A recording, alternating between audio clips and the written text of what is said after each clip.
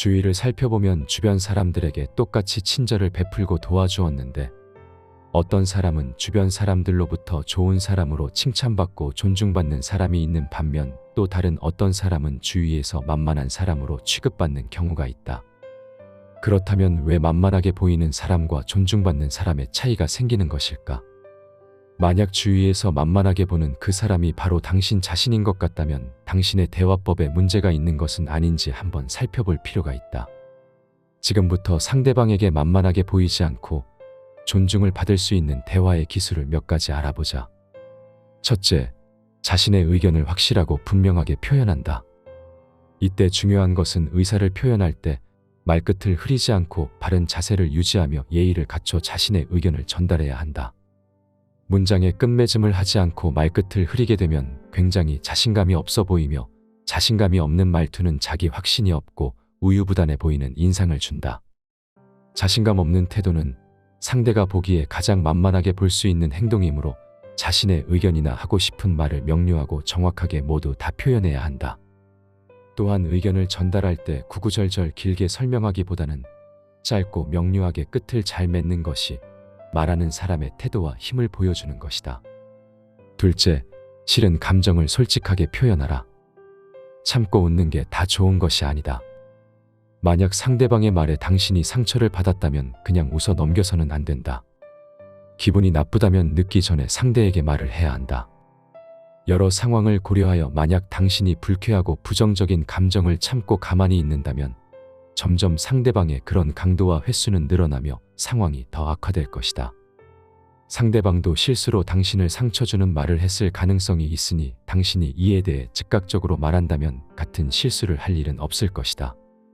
무례한 상황에 대해 불쾌한 감정이 발생한다면 짧고 단호하게 말을 하거나 말로 하는 것이 어렵다면 눈빛과 침묵으로 실은 감정을 드러내야 한다. 배려는 나만 상대방에게 해야 하는 것이 아니다. 상대방이 나에게 무례를 범할 때는 웃어주며 배려해줄 필요가 없다.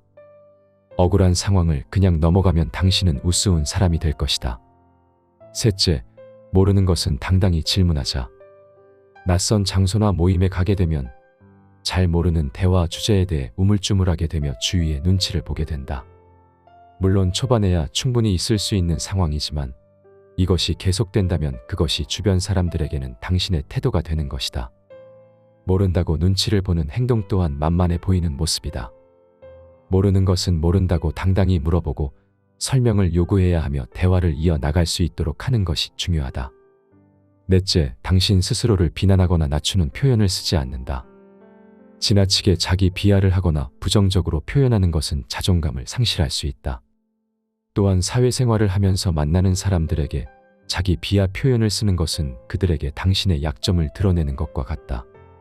당신이 자기를 비하하는 표현을 반복적으로 쓴다면 상대는 당신을 진짜 뭘 모르는 사람, 능력이 없는 사람으로 간주하고 만만하게 보게 될 것이다. 따라서 자신 스스로를 존중하고 자신을 가치 있게 여기는 사람만이 당연히 상대방에게 존중을 받을 수 있는 것이다. 처음부터 만만한 사람은 없다. 무심코 하는 작은 습관이나 대화법으로 인해 상대방에게 당신을 만만하게 볼 틈을 스스로 만들고 있는 것이다. 모두에게 착한 사람이 될 필요는 없다. 안타깝게도 착하게 배려만 해주는 사람이 오히려 만만하게 보여지는 것이 현실이 되었다. 위의 조언들을 참고하여 나의 대화법을 다시 한번 살펴보고 나의 습관을 하나씩 고쳐가며 내가 성장할 수 있는 방향을 고민하고 실행해보자.